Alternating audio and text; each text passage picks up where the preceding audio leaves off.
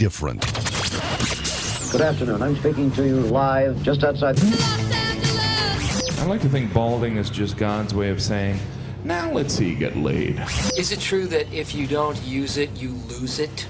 What I'd really like to do is put the greatness of this man in perspective. The hair loss community has a lot to be thankful for, having you as a spokesperson. You mean you just call this guy up? About life and about reality. And now, America's #1 reality radio show for men. Live from Los Angeles, it's Spencer Kobren's The Bald Truth. You know, I was just thinking about maybe just leaving the camera on you and having you just sit there like a deer in the headlights. I wouldn't be a deer in the headlights. headlights. Try to open the fucking show.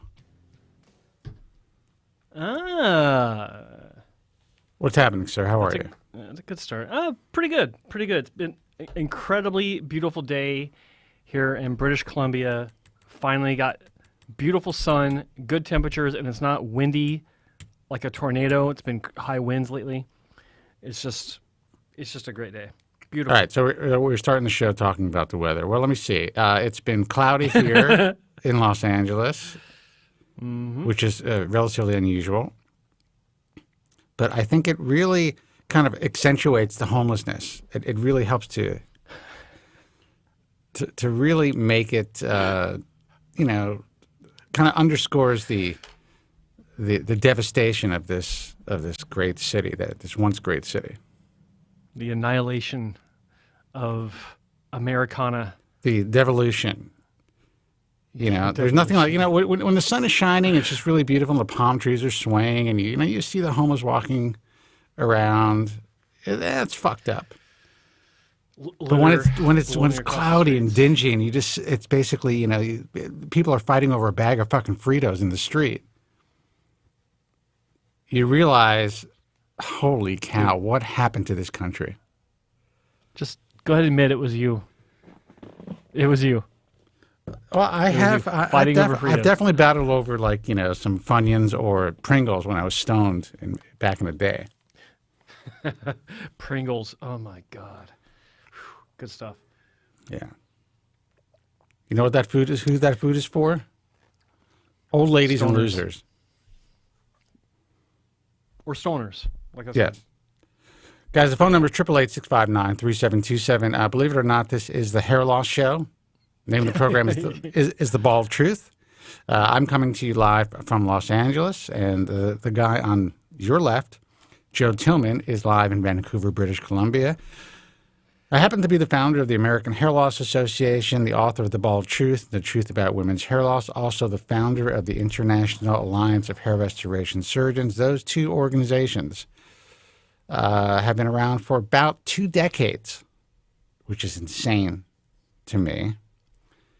And this program has been on the air in some format or another, live, or sometimes we throw up a podcast, or on the radio, satellite radio as well, and on the internet for more than 24 years. Surprise. Wow. Right? All you guys who are just finding the show, the handful of people that are actually watching us live, and maybe the 1,000 or so people who are listening currently live to the broadcast, maybe more. I don't know. I have to look. You're probably asking yourself, why aren't these guys out there with 11 million subscribers, mainstream? Why isn't Joe have a big, what is that, YouTube? What is that YouTube plaque that these guys get who have a lot of subscribers? A plaque. Yeah. A plaque. Well, one reason is we tell the truth. And another reason is I've essentially been retired for more than a decade, and I kind of just turn on my camera, do this thing. Joe Tillman pulled me back into it. And, I don't know if that's a good thing or a bad thing. What I like about doing it this way and not getting too many eyeballs is that, telling the truth the way in which we do it about this fucked up industry and about the players in this industry and the physicians in this industry and the product manufacturers of this industry, it's a little bit less painful for those who we are, I guess, exposing. And because of that, we are able to expose people for a longer duration of time. And what I mean by that is, we talk about cancel culture today. 24 years ago, I was like probably one of the first guys that anyone tried to cancel that I'm aware of. And it was this fucking industry that attempted to cancel me on the radio and online. It was this industry that lobbied sponsors of the program at the time, who were big pharmaceutical companies, working with both my radio stations at the time, to pull out of the bald truth. Shocking, right? Not so much. The reason why is because we were telling the truth. So that was a lesson that I learned very early on in my career on, how to kind of navigate things without, and, getting our points across, reaching enough people to really affect change and to change people's lives, and how to figure out how to make a living doing it without essentially constantly dealing with bullshit, which I did for many, many years. And we were able to do that. I think now we're at a point, Joe, and I spoke about it last week. We have a great opportunity, which I'm going to take. I hope that we can announce it by next week, where we could actually go mainstream. We could actually go mainstream. My hope is that it'll bring a tremendous amount of subscribers to your channel. I'm not starting any type of fucking channel. I'm just going to turn on my mic and do the same thing that I do every week and let these other people take care of it and let you take care of it. But I do believe we're going to have a much broader reach, and it's going to freak a lot of people the fuck out, especially since people, especially the old guard, they're like, this guy is still fucking around? He's still alive? He's still doing this thing? And now it's going to be bigger than ever? I got to tell you, when I was on the radio initially... Damn you, Kobren! When I was on radio initially, it was pretty strange because I was on some really big stations, and I told you, when I moved here to Los Angeles, I went to the BMW dealership first to look at cars, and the guy fucking knew me. Went to lease an apartment. They fucking knew me. Yeah. It creeped me out. I know it would creep you out. But you know what? Let's stop talking about glory days and do it all over again. We are here to provide you guys with everything you need to know about this fucked up hair loss industry. Yeah, we're going to tell you and help guide you through the emotional issues of hair loss. Absolutely. That's what we do. That's what we're doing. But as importantly as that is, no one is really willing to tell you, or maybe able to tell you, the truth about what transpires day in and day out in this industry. And I have to tell you that it is worse than it ever has been. I saw Joe make a valid attempt to reach out to physicians in a private chat room, WhatsApp group. And it is just like these guys, I kind of liken it to, what is it called? The Emperor has, it's not The Emperor Has No Clothes. Is it The Emperor Has No Clothes? The Emperor's New Clothes syndrome. In a way, yeah. Well, let's put it this way. So essentially, what's the story? Bunch of con men go to the king, go to the emperor, and they're like, look, we're going to make you this great set of clothes. And they set up these looms and shit like that, and there's no thread or anything on the looms. And they basically said, but the thing is, only idiots and fools are going to be unable to see your new clothes. So the emperor and his boys go over, they want to see how things are working out.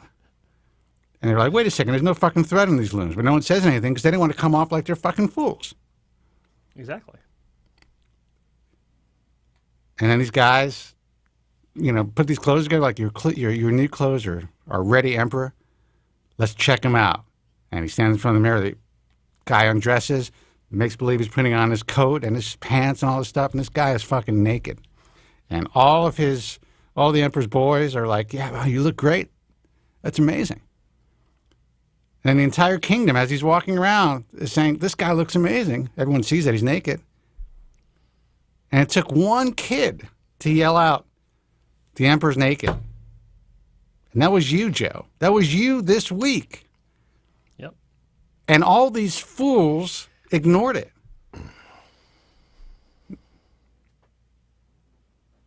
They ignore it, but they also, a lot of them see what I'm talking about. They're just too afraid to publicly, in this private group, acknowledge it. Well, that's the whole point. That's the whole point. The emperor has no clothes. Everyone sees it, but they're too afraid to acknowledge it because they can't speak up. If they speak up, they're either going to go against the norm and the status quo, or they're going to look like fools in the minds of their peers. Yeah. It was truly a sad day for me because, I mean, this is a lot of inside baseball. A lot of you don't understand what's going on, but just talking about the state of the industry, it's not just bad clinics in Turkey that are screwing people up. It's a lot of the better clinics that are simply screwing people up through apathy. They're not latching on to a better way of doing things. I'm not talking about doing the surgery themselves. I'm talking about the education side of things. I'm talking about supporting the right message that can help patients make the right decisions or educate themselves about how to make the right decision. It's a very nuanced subject. It's a very deep subject but when you think about it, it's actually pretty simple. There's a better way to do things than has been done in the past and for the past 40 years, and everything's been the same way. We know how to change it for the better. And when it's presented to the masses in our industry, people are afraid to... you talk to them individually, some of them get it, but no one speaks up and says, this is the way. They know it is, but they don't speak up. And it's frustrating. And that's what's keeping all of you guys in the dark. That's what's keeping you guys from understanding, and when I say you guys, I'm talking about new people that are just finding this channel, just finding our resources. But it's this kind of stuff that's keeping people from being in a better position to understand how to make a decision for themselves that will have a less likely chance of being a screw-up. Well, let's put this. Let's sad. Decrypt this whole thing. Here's the bottom line: there's a whole bunch of doctors out there who are really good at what they do. All they do is bitch and complain about losing business and the fact that they have to do all this repair work from the so-called black market and all the turnkey operators out there who are fucking all of you guys up. Yeah. They all have the opportunity to affect change and to ensure that this does not happen to you, and that they all are as busy as hell because they're providing the information that you guys need to make truly informed decisions. And they choose not to because either they're stupid or they're afraid.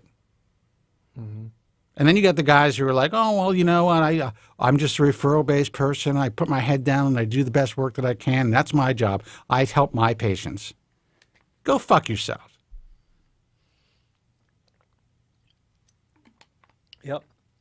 Claiming ignorance and not having an opinion and not having the courage to voice that opinion is essentially being complicit. And you guys are damaging countless lives. Now, there's only so much we can do without the doctors willing to open up and be honest and, get the message out there that we're providing. Because if the doctors don't do it, it's just us, spitting in the wind every month. And I'm fine with it. Listen, what am I going to do? We're allowed, people are helped. They get this information. Mm-hmm. Guys, hold on. We'll take your calls in a second. They get information. They get the truth when they find this broadcast. That's fine. I will never go out of business. I could work till I'm 95 years old if I want. It's getting easier and easier to earn in this industry because you guys are allowing it to get more fucked up. Pretty much. Oh, it's like taking candy from a fucking baby. The amount of applications that we are receiving, and I show them to you, Joe. These guys who were part of this group that we were in, if they saw the applications coming, they'd be like, what's going on here? Who are all these new doctors? Well, I could tell you who these new doctors are. They're your replacements, yo. I was just going to say, if they saw them, they'd be asking, you're not going to be accepting these guys, are you?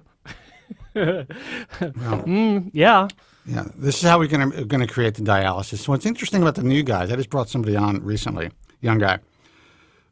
They're all into it. They understand it. They kind of grew up with what we do. They grew up with the American Hair Loss Association. You know, these guys are 35, 38, whatever it is. They are all on board to promote this message. Yeah. So what am I going to do with the old timers? That's right.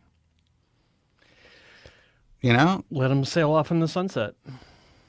That's a good idea. Guys, the phone number is 888-659-3727. We have one old-timer that listens to the show all the time, calls me after the show, funny dude.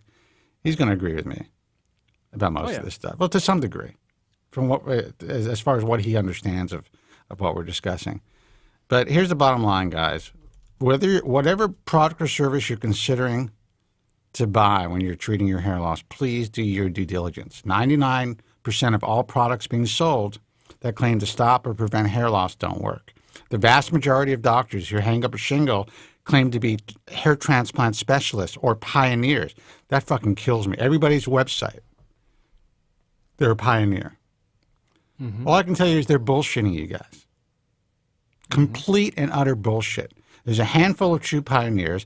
Everyone else just fucking latches on to everybody else's, hard work. They go to a couple of meetings. They put up the fact that they've been to these meetings, these fucked up bullshit certificates of participation, and that's it. And then they say they're an expert. So who are the pioneers? There's John Cole. Well, it depends. Who are the pioneers in what sense? Ray Woods. Yeah. In the industry for the past 30 years. Ray Woods, John Cole, Jerry Cooley, Bobby Limmer. Right. I give Rasmussen and Bernstein their credit for sure. Exactly. Cooley for I think everyone forgets about Bauman, who actually it created the first specific tool for FUEs, first specific punch. Mm-hmm. And everyone forgets Ken Anderson, who actually performed the first really big FUE surgery for Bill Rasmussen and company. Yeah. And that's it. That is it. The guys that write the books about FUE, Hassan Wong. Well, absolutely, Hassan Wong. Listen, we're going to miss some guys, so don't freak out. This isn't the top 25 list. But the guys that are writing the books now, there's one guy that is an author of a fucking textbook that came on my program in 2008, complete novice, neografter. And now he's looked at, or he wants to be perceived as some sort of luminary in this fucking field. It's a fucking joke, man. Yeah. And that's how he promotes himself. And you got a facial plastic surgeon out there who's also co-author of these books. And it's like, yeah, it's smart. It's smart. This guy's articulate. This guy gets out there. He hustles. He's a politician. But to my knowledge, he's pioneered absolutely nothing. And all of you suckers, and we're going on a rant, but all of you suckers out there read this stuff. Oh, he's an author of this chapter, and he's written 12 articles for the Hair Transplant Forum International, which is just essentially a trade paper with advertising and fucking classifieds. It's a quarterly newsletter. It's unbelievable to me. With nice cardstock. I don't even know if they're actually sending stuff out anymore. I think they're doing it online. I don't know. But all I'm saying to all of you guys, it's important because Joe really tried to do something that I thought was very reasonable this week, and it just fell on deaf ears. Most of you guys are being bullshitted. So really do your due diligence if you're deciding to have surgery. We're going on a long rant, big open, 20 minutes. And speak with patience. Know that surgery is a last resort. Not all patients, not all hair loss sufferers make good candidates for surgery. It's actually a relatively small percentage, in my opinion. Mm-hmm. And that's it. Go in with open eyes. If you see something online, if you see an award, look at it with a jaundiced eye. 9 out of 10 times it's bullshit or paid for. I think it's interesting to look at awards and see who won it before the guy that you're looking at. Who else has won the award? Yeah. If it's someone that was slinging plugs 40 years ago, it doesn't mean much. Yeah. I won the Michelangelo Award. I didn't accept it. Yes. They invited you, Dr. Kobren, they invited you to the Italian Society of Hair Restoration Surgery, whatever the fuck it is. I won. I was selected by a committee of my peers, by the way. Yeah. Good times. You should have gone. When you see websites and it says award-winning hair transplant surgery, what's the fucking award? Is it because someone made the most posts on a fucking website? That's a possibility. That award is out there everywhere. That's an award. Yeah. God damn it, man. If these kids only knew. And some of them do, and they still don't listen. Anyway, let's take a phone call. Sorry for the rant. This is what we do. This is a platform that I get to fucking rant on once a week. Exactly. Let's see who this is. You guys get to watch him disintegrate before your very eyes. Hey, you're on the air. Who's this? And where are you calling from? Hey, caller. We can hear you. Can you hear us? Hello. There he is. Hello. Hello? Yeah. All right, yeah, this is Nikki from Pennsylvania. Nikki from Pennsylvania. What's happening, my man? Hello, Nikki. I love Hello, I love the show. I want to just say it's amazing. Absolutely amazing. Well, I love the show. That's very nice to hear, man. Thank you so much. A little bit about myself. I'm probably a Norwood 2 or 3, whatever Matthew McConaughey used to be. Used to be at what point?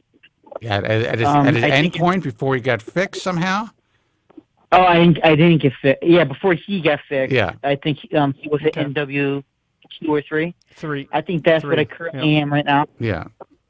Okay. How old are you? I'm 43. Okay. So you're still relatively young. Yeah, I guess so. Yeah. But you also, dude, I just had a birthday. I am old. But here's the thing: the fact that you're 43 and you've only progressed to a Norwood 3 is pretty significant as far as if you decide to do anything to treat your hair loss. I'm also I'm on finasteride. I've been on there since about 2017 or 2018. And how are you doing on it? Okay. I might have had minimal side effects, but I'm not noticing a big difference. I was hoping that like most of my hair would come back.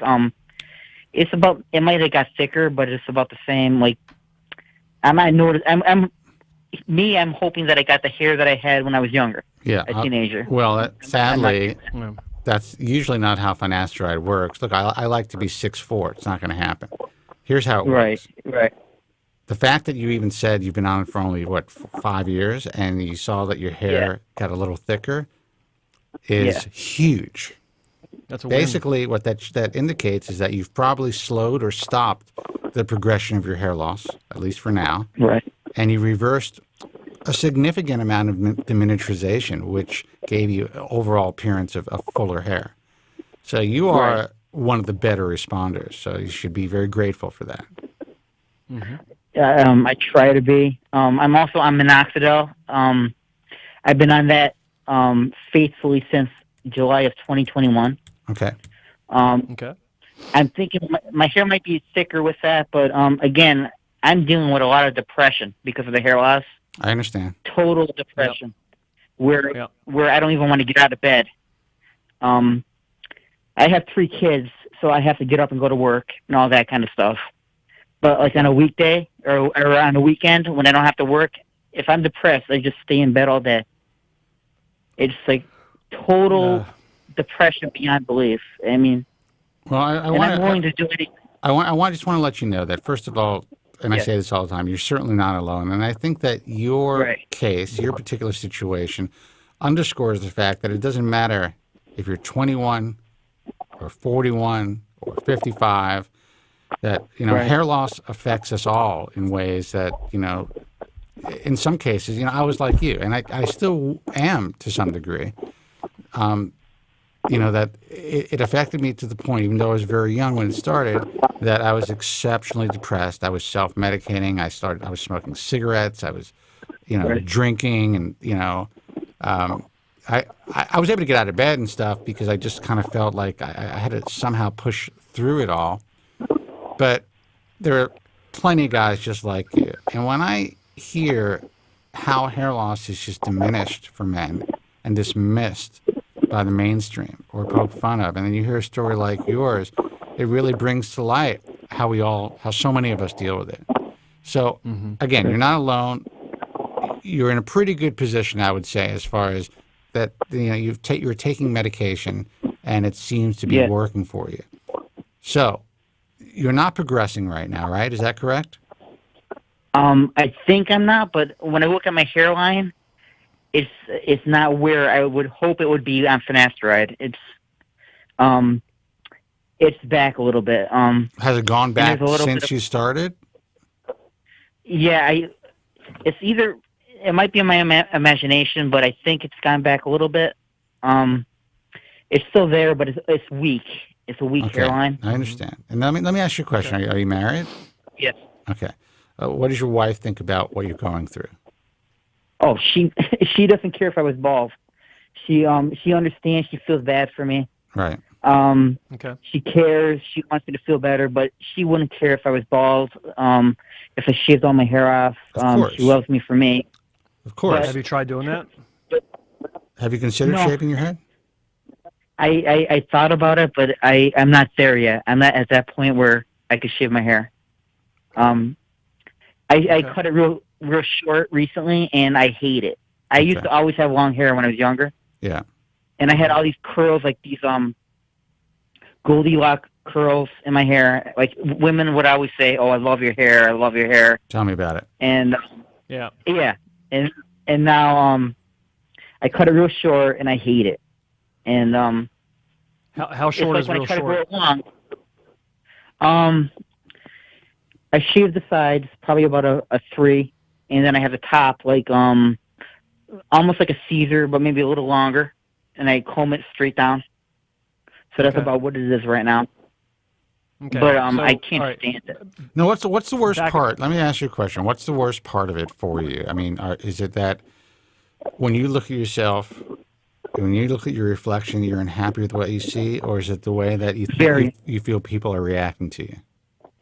I think people really don't care. Right. It's what I see. It's how I feel. I feel very unhappy. I feel very dissatisfied, even what finasteride and minoxidil has given me so far. Right. I feel what I used to have when I was about 17, 18, 19, maybe even 20, was great.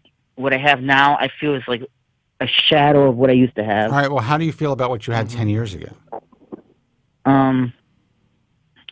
I think probably about 2012, it was terrible. I saw a picture of me in 2012. I think it's a little better a little better now than it was then. So I guess it. So let's talk about, and I ask you this because I want to know. So let's talk about the progression of your depression. In 2012, were you able to live your life? Were you feeling a little bit less depressed, even though your hair loss was worse?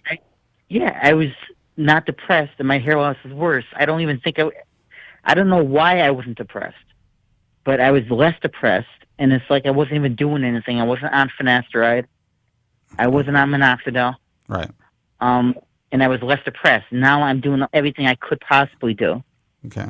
And I see my hair, and it's not what I would hope it would be. Right, and I understand that, and I'm asking you these questions for a reason. So the fact that you were actually younger with worse hair in 2012, and you weren't really focused on it, and you weren't really depressed about it, I think that speaks volumes. Because now you're older, you've lived more of a life. How long have you been married? Were you married back then? Yeah, I got married in 2009. We were together since 2007. Okay. Okay. So, if your looks in general, as far as the looks in your hair have improved, it's very possible that it's the focus on your hair that is helping to cause more of a deep depression or a disappointment as far as what you thought treatments would bring you. Right. Because you don't look any worse now, do you? I mean, as far as your hair is concerned, you're saying you look I don't better. think I look worse. I think it's better, but for me, I'm thinking that the finasteride is going to give me the hair I had when I was like 17. Okay. And that's not what's happening. No, it's not going to happen. It's not going to happen. Supposed to happen. And I think that this is a very telling conversation, and I hope that this could help you in some way, because you're not going to get that. Hope. It's not going to get. You're not going to. The medication will not get you to that point. The fact that you are now at a level of depression where you can't get out of bed, and you're even improved, to me indicates a couple of things. Something could be changing in your brain a little bit, or it could be a hyper focus or vigilance as far as looking at your hair, seeing that you're not getting the results that you, for some reason, thought that you might get, just the length of time that you've been dealing with it and focused on it could be adding to your depression.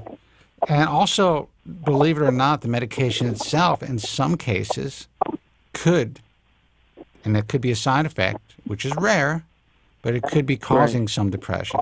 Have you noticed that the depression, that when you got on finasteride, did you notice a greater level of depression within the first year? I can't recall, but I know I had bouts of depression all my life, but it seems to have gotten worse within the last couple of years. It's gotten worse, and I've been on finasteride for about 5 years. Okay. So I guess that could be a possibility. It could be, but also I think that you're pretty focused on your hair right now, where you weren't in 2012 when you were even worse. So I'm going to let Joe. I'm going to let Joe ask you some questions, and I'm just trying to. I'm trying to get to the bottom of it, just so that maybe you can come to terms with what you're dealing with. Because to me, if you were like, I had a full head of hair in 2012, and now I'm fucked up looking, I'm unhappy with my hair, that would make sense. But the fact that you're even better than you were 10 years ago, hair-wise, it doesn't necessarily. I mean, there's a correlation there, but it's not necessarily caused by your diminishing appearance. You know what I mean? Right. Joe? Well, Mike. Before I get into the other questions, I want to know if this is why you were calling, so you could talk about how you feel about it, or if you got questions about what to do about it. Do you have surgical questions? Is that where you're leading, or you just want to talk about dealing with it? I wish I had the money for surgery. I might consider it. Okay. I watch all your stuff about surgery and how it's not always the best option, and to be careful. So I'm diligent on if I would do that or not. I don't have the finances right now to even consider it, but I would be at the point where I would even do like fake hair, like a hair. Okay. I would even do that if I had the finance. I don't have the finances right now. You don't need the finances. That's actually you don't need what you're saying right now is that's easier. Music to my fucking ears, because you're a guy in his 40s who's married to a woman who's very understanding and understands your depression. So if you decide to go this route, you don't have to divulge this to someone who you're trying to fuck. That was rude. Yeah. That was crude. But not a single guy freaking out about, oh my God, I'm wearing this piece and I'm basically conning the world. I hate the fact that people think that. You're actually in the perfect position, because you're married, your wife is understanding. You're willing to try it. I think that if you try it, I think it'll change everything for you. It'll change your life if you get the right one. But I think it'll truly be a life changer for you, because it's instant hair. I would definitely do it. I would definitely do it in a heartbeat. I was so close years ago, and there was this company that it said, leave your information and they'll send you something free or whatever it was, or you get a free consultation. I tried it. They never called me back. It was it was a letdown. Well, they never called you back. No, you're supposed to give your information. Yeah. and your name, your number, and all this stuff, and they were going to give you a free consultation, and I never got anything. All right, well, fuck all these guys. Let me tell you how you get this done. There are companies online where you can buy inexpensive hair pieces that look really good. They're all essentially, for the most part, all of these pieces come from the same manufacturers in China. Whether you're buying it from a service place that are charging you, $2,000 for the unit, and then for maintenance, or if you're buying it online. So that's an important piece of information. If you're just concerned about the front, I probably would do the whole thing because I have some staining on the vertex. All right. I would suggest that you don't start with the whole thing. No, do the front. Start with the front. Yeah.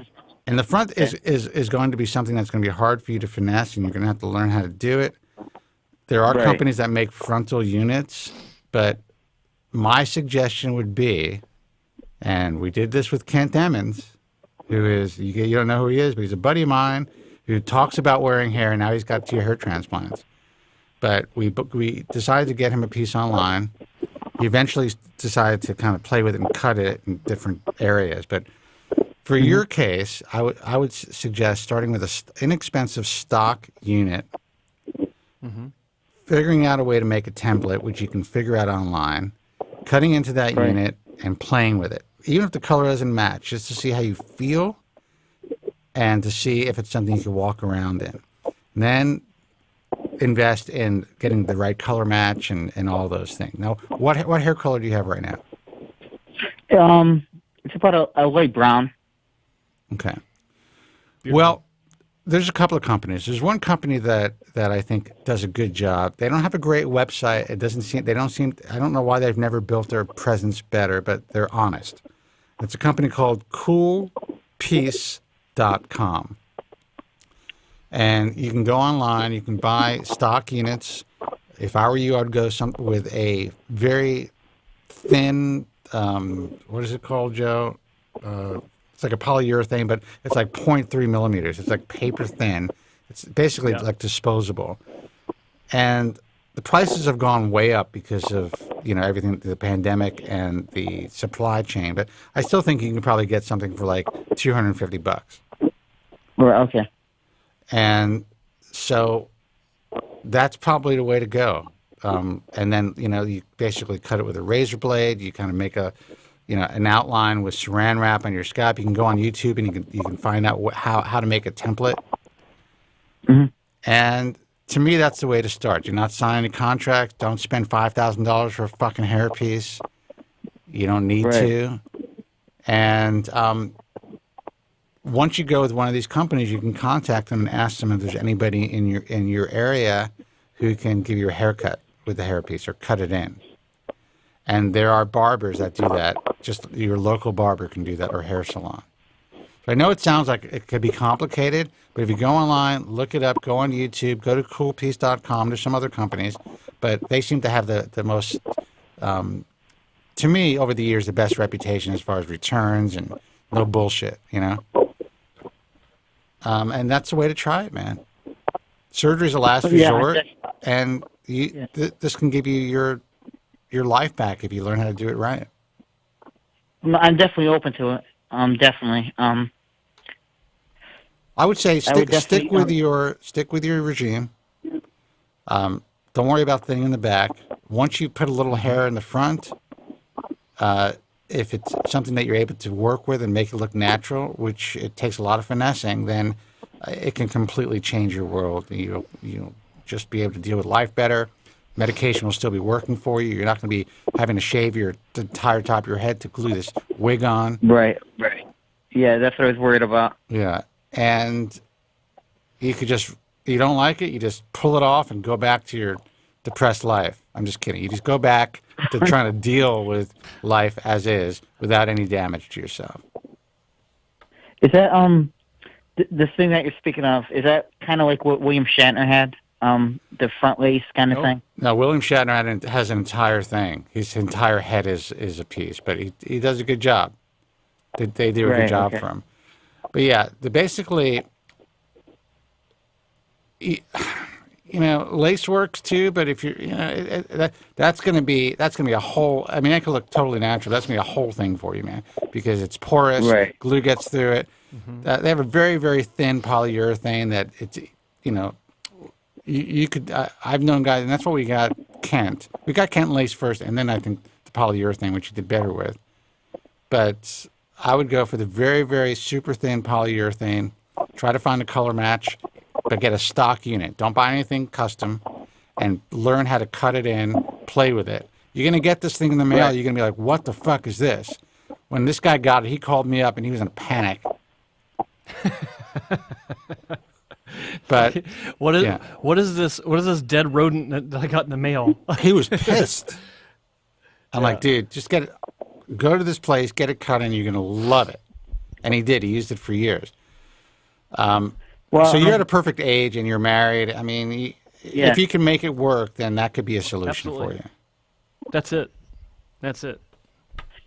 Yeah. I'm also a cosmetologist. So I know how to cut hair. I don't know if Jesus. They never taught us how to cut.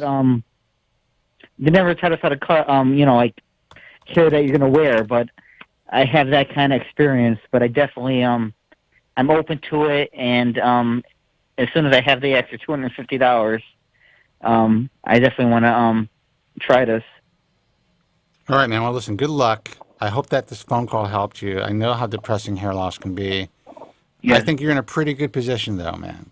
Being the age that you are, being married, having the options that are out there today, and also really doing well on medication.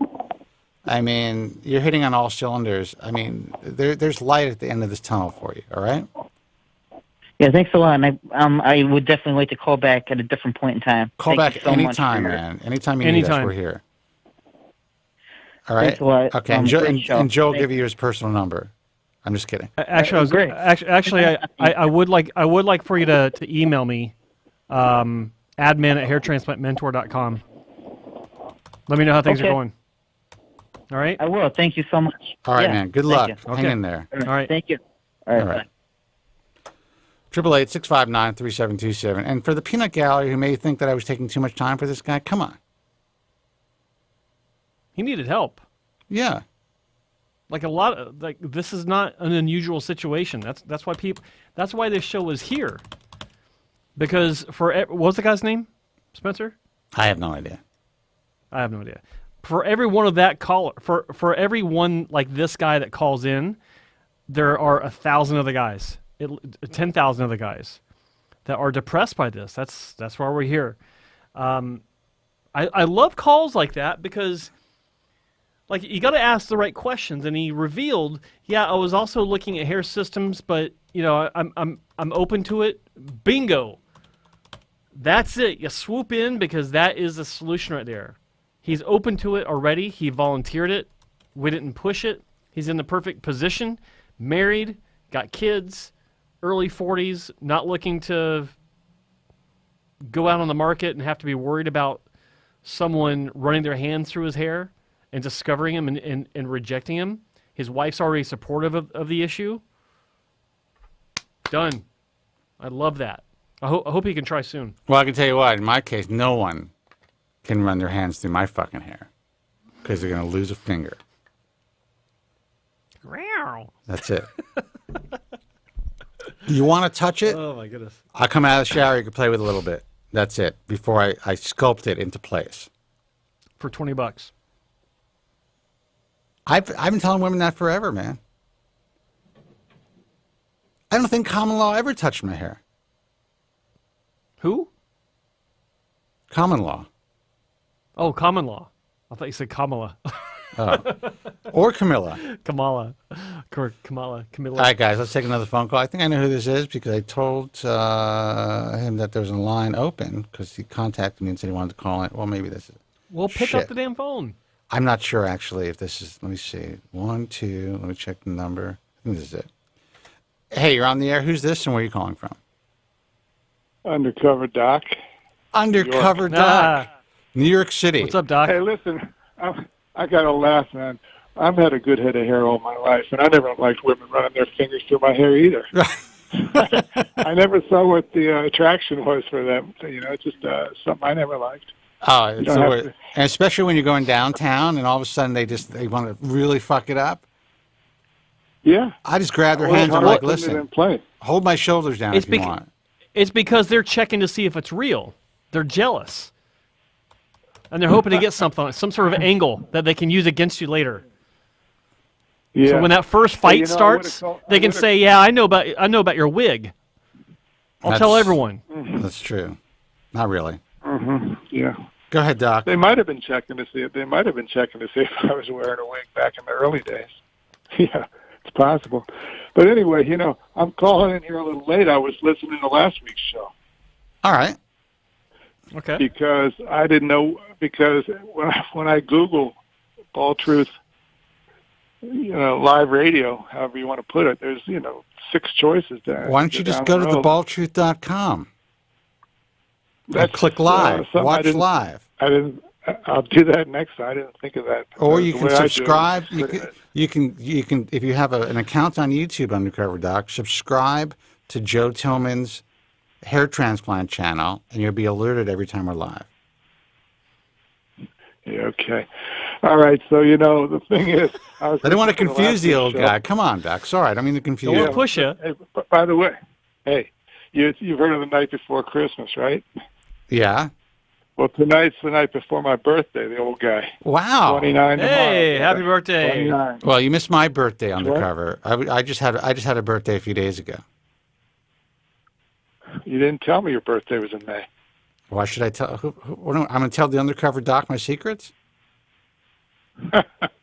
Well, yeah, But since I was listening to last week's show, by the way, I've always told you to start the show off by telling the date, for guys like me that might be, a little bit behind at times. But if you announce at the beginning of the show, this is such and such a date, it might be helpful. It might be, but then the show's dated. And then if I want to throw in a rerun without anybody knowing, they're going to know it's a rerun. I'll just edit that sentence out. That's more work. Now you're expecting us to do work. Yeah, well, you're asking me to do work too. That is to find your show. So, well, anyone below the age of 65 is able to just go to theballtruth.com or YouTube and find it pretty easily. Ooh. Yeah, well, I'm under the age of 65 tonight. Okay. So what's happening, man? You know where I'm going to dinner? You know what I'm going to dinner later tonight? You know where I'm going to this place called Patrizia's? Yeah. Where it's an Italian restaurant here. They have several of them, but basically it's a night to go for your birthday because if they go around the whole place, there'll probably be 20 people tonight having their birthday tonight. It Absolutely. drives me crazy. It's a little loud. Look, you go to the Palm. You sign up for the rewards at the Palm, and they give you a free meal on your birthday. When they get a Palm out here where I'm living, maybe I'll go to the Palm. Dude, with your AARP card and your rewards points for these restaurants, you can eat for free like half the year. Yeah. Well, I get the offers from AARP, and I'm glad to hear that you're discussing it because I never knew if it was a good deal or just something I don't want to get involved in. But if you get an AARP card, let me know because I'd like to know if it's worth. Are you kidding me, man? I combine AARP with AAA, and I mean I could eat it like TGI Fridays. You get a free entree. You get drinks. I go to McDonald's and get coffee. I could be out with a woman. She could be 27 years old. I don't care. I'll pull out the AARP card. What do I give a shit? Well, I'm going to get a date with Jean Perot. The one with the one eye open and the other eye closed now. I like that. Listen, so what? Let's talk about some Undercover Doc. Let's talk about some hair. What's up? Obviously you're calling in for a reason. So, yeah, let me talk to you some about hair. Last week, since I watched that show, listened to that show a minute ago, there was a guy from Texas went to Dr. Yeager, and his name was Bruce. Do you remember? Yes, I do. Yes. He'd had some scar work done, and I thought it was interesting listening to him because he ended up using the tissue glue in the back. That's what that stuff's called. Right. It's been around for a long time. In the early days, it was used for cases where the grafts were popping out, and then you want to hold them down and so they used it for that. But you cannot put as many grafts into scar tissue as you would like. You can't put a lot of density into a scar tissue because there's no elasticity of the tissue being scar. So something like that was holding it in. But if he got for a linear scar, say ear to ear from a strip that's not too wide, maybe it's a little wider than you'd like to, and you wanted to put grafts into it, you might even get away with 200 grafts, a whole linear strip to camouflage it. All right. The problem you have in the back with scarring, linear scars, is to get the direction of the hair to match the direction of the hair above and below it. Let me switch gears here, Undercover, because you're the Undercover Doc, and essentially, what you do is you provide consumers with not only your knowledge base, but about all the bullshit that's going on, especially in your area of the industry in New York. Yeah. Any undercover stuff that you can talk about, any new stuff that these guys should be warned about when they're considering having hair transplant surgery?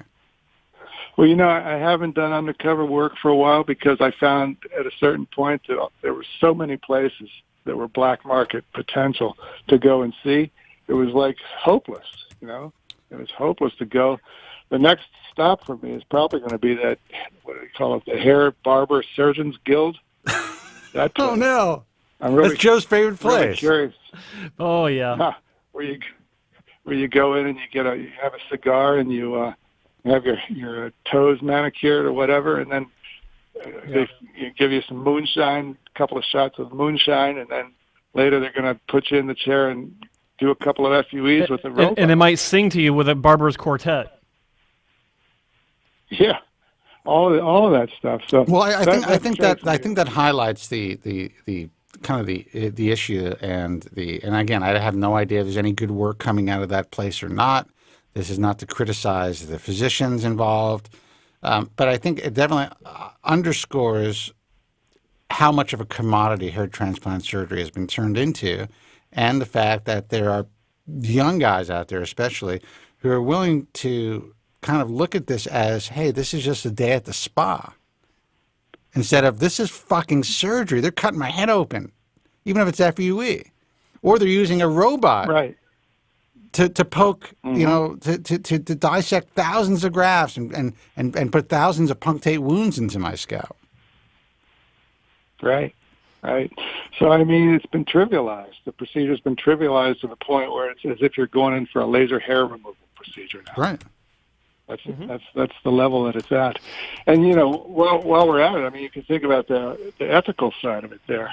When they're selling a robot to you, and the doctor there is experienced in all the facets or all the choices of the type of technology he wants to use in your scalp, because he's working for them, they only offer the robot. He doesn't discuss all the other choices that you might have. You're in there to get a cheap price on the robot. Where the guy, if you would go to him in his private practice, he's going to, looking at his website, he's going to offer you several choices. Well, I think that's an important warning to a lot of people. That, and you said something interesting besides, the crux of it, which is, in this particular situation, the doctor who is working for this company is only offering what this company has to offer in their practice.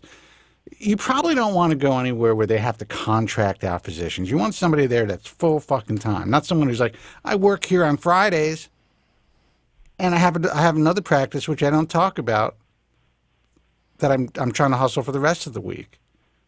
That's probably not the best way to go.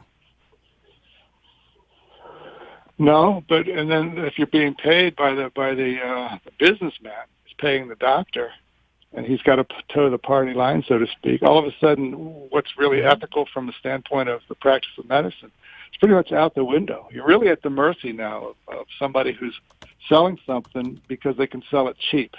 And they got a machine in there that's able to do the labor.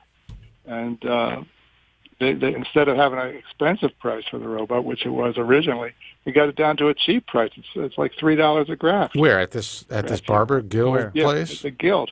Yeah, it's a low-end price, man. It's as low as the low can get in this country. So wait a second. You're telling me that they're charging $3 a graft for the artist robot? For robotic, yes.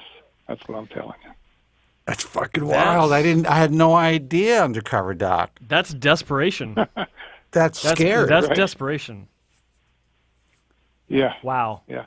So I called him up because I was curious about who the doctor was, and there was choices, and I was curious about, since I know the doctor, I want to go in there on a day when he's not there, and I wanted to know, for example, how soon I could get in for a consultation. And after this is what they do for consultation, by the way. You go in on a 2-tier system. You come in for a consultation with.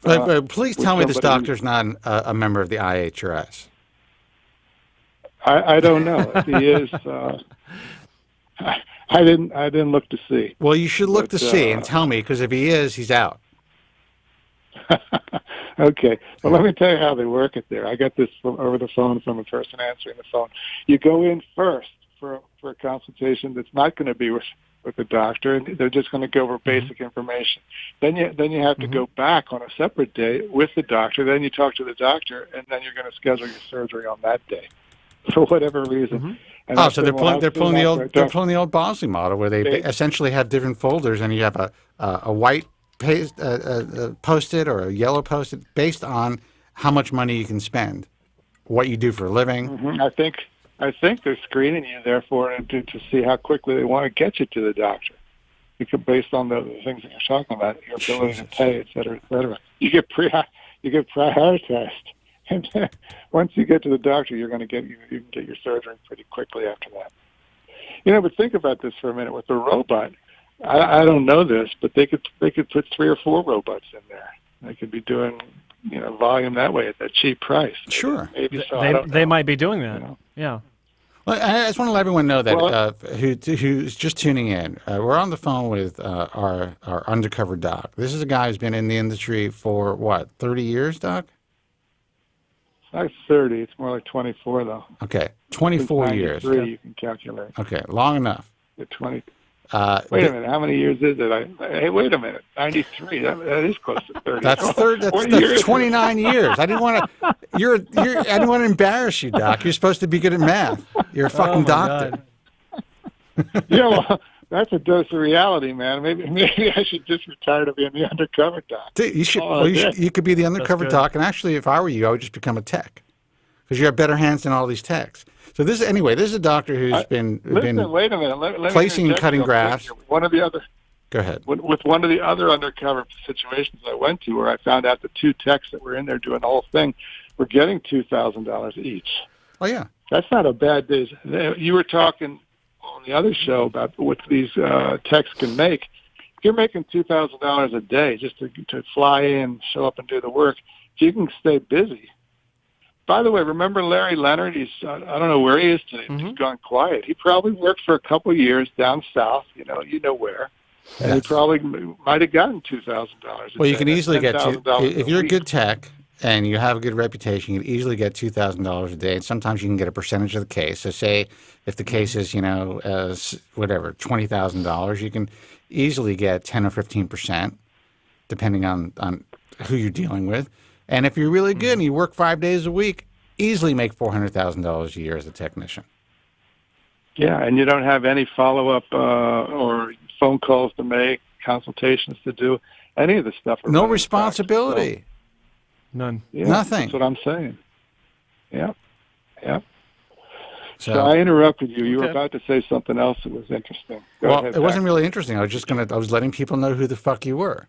So that they hear, when they're tuning in, that, we were talking to a guy who's really been in the trenches for a long time, knows every aspect of this field, knows how to perform surgery and every aspect of the surgery, and is willing to come out and tell the truth about this fucked up industry, the politics, the reality of you guys, essentially being, put out there to out to dry, and the stories that you've told me undercover has been chilling, and I know all about this stuff. But it's interesting to hear it from somebody in the inside, and also the politics of this industry, and all the bullshit that goes on with the grand poobahs and the fucking bullshit awards.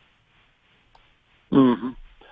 When you're arguing about what's going to be delegated and what isn't going to be delegated, the real reality of the situation is if you're going to delegate something, doing the FUE coring is better to delegate that than the placing of the grafts.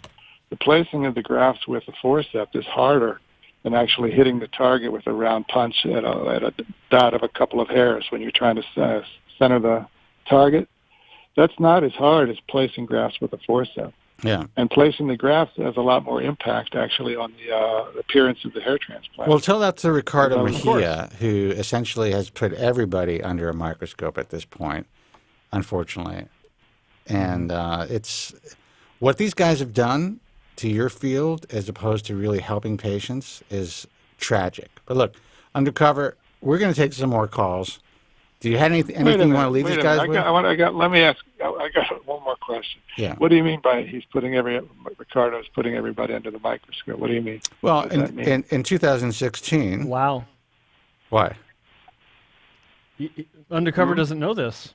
Yeah. This is interesting. No, I don't. So in 2016, Ricardo Mejia had the genius idea to petition the state of Florida Board of Medicine, essentially asking them for a position statement or declaration on whether or not, and the question was something to the effect of, can a licensed physician delegate the dissection / extraction of follicular units using any type of tool to a medical assistant in hair transplant surgery.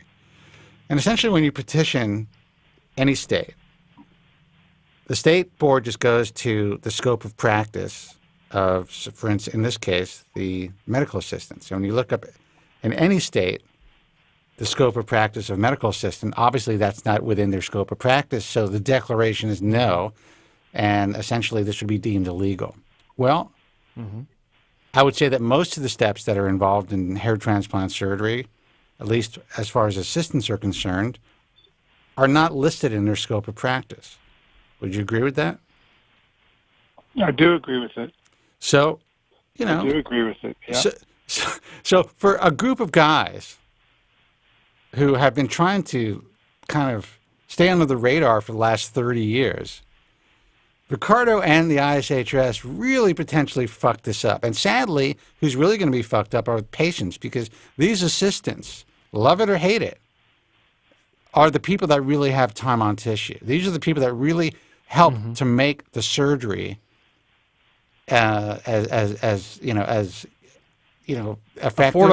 affordable and effective for patients as it is. Correct. Because if only doctors were allowed to do what they're supposed to be doing and nobody else, the price of a FUE hair transplant would still be $10 or $15 a graft. And they wouldn't be able to do more than 500 or 600 grafts in a case. Probably could do 1,000. That'd probably be the upper limit. Okay, and that means dissecting, extracting, viewing the grafts under a microscope, and then implanting. And creating recipient sites. You got to make the needle. You got to make the recipient sites. Right. So yeah, I mean that would be ideal though for the doctors that are in the field, because you're not getting the price driven down by people who are supposed to be doing the work. But here's the other side of the coin: the patients who can't afford it are looking for a cheap answer. And many of them are willing to go to a person who's not licensed if they can prove that they do good work. Well, so my point is that Ricardo and his, and the brain trust over at the ISHRS essentially provided carte blanche to the black market. The black, it's like gun control.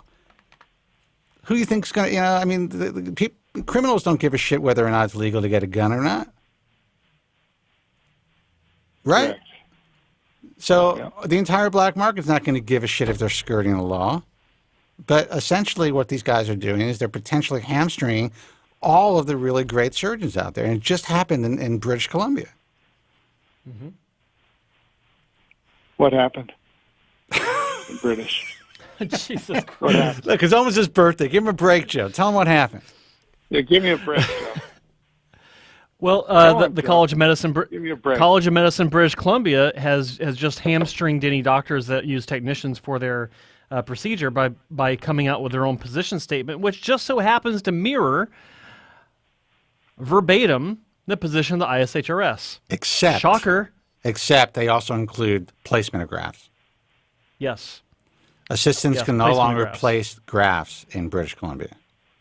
Can no longer place grafts. Well, the reason you think that I'm slow on the uptick here is because it's not. I'm not. It's the truth is, who's going to enforce it? I mean, how are they going to go around? Are they going to start sending people around looking for the issue that we're talking about?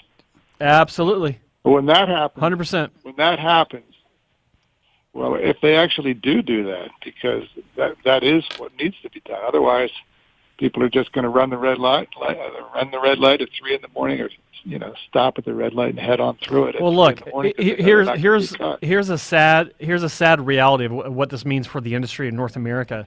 There's going to be a Ross Perot action, a large swooshing sound of patients going to Mexico, because guess who's now offering surgery in Mexico? Turkish hair transplant clinics are now opening in Mexico. Really? I thought you were going to tell me Ricardo Mejia. He's going to have to. He's going to have to eventually. He's going to have to, yeah. Yeah. Well, look, you've got the Indian doctors you were talking about on the other show coming to New York. You said when they come, I'm going to go see them. Just for consultations, but yeah. They're just coming. Yeah, they're not doing. Yeah, it's just consultations. Yeah. Yeah, but let's face it, undercover doc, carpetbagging in your industry has been. The industry is notorious for carpetbagging. I mean, you got a lot of carpetbaggers in New York right now. Yeah. That's the field. That's what's been attracted to this field for a long time, and we thought we had done a lot to improve the situation, and we really had, actually, in my opinion. Absolutely. There's a limited number. Number of people were really actually doing very good work when it was stripped, and now it's when it's come to FUE, and it's like anybody off the street can come in and set up a practice under the auspices of the doctor's license, etc. Well, then it's a whole different ballgame now. Whole different game. Because there's so many more people willing to do FUE than before. If we reached 5% before doing strips, now maybe we're reaching 30% of the people, because young people under 30, they don't see any point in going around with thin hair on the top if they can just move their hair from the back of their head onto the top. So all of a sudden now, a lot of the younger people, I guess because they don't have the barrier, what do you call it?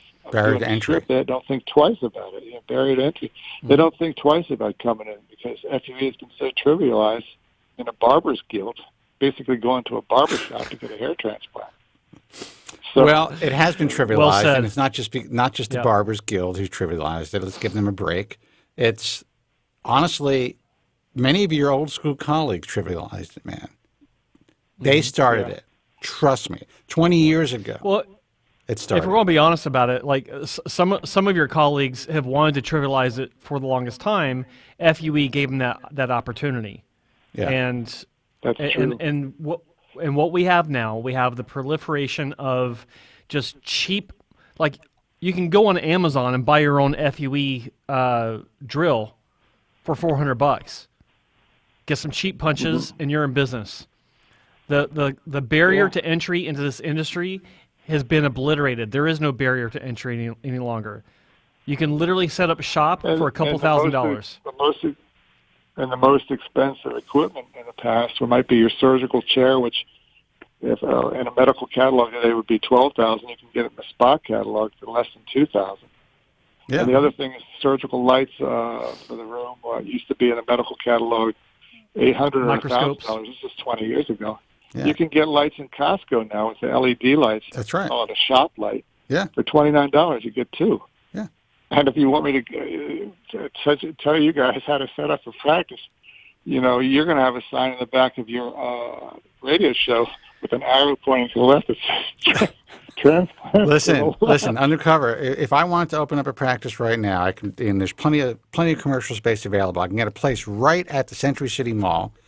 I could hire 2 doctors right out of medical school, and I can keep them busier than anybody in Los Angeles. It's that easy. Hey, Yeah. And they'll probably be doing the penile enlargement injections at the same time, too. They might be. At You the want a same job? time. Exactly.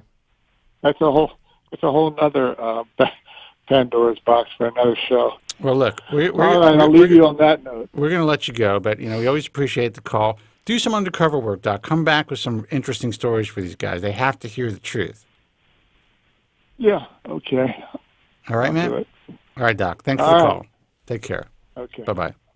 Bye-bye. Guys, we have lines open now, 888-659-3727. I thought he was going to call with something very exciting, but it is interesting to know that this company opened up a place in New York, and they're contracting a doctor, and they're charging a very inexpensive price for a robotic hair transplant surgery. I've never heard it that inexpensive. I've heard of it that inexpensive, but not with a robot at all. Like not even remotely close to that.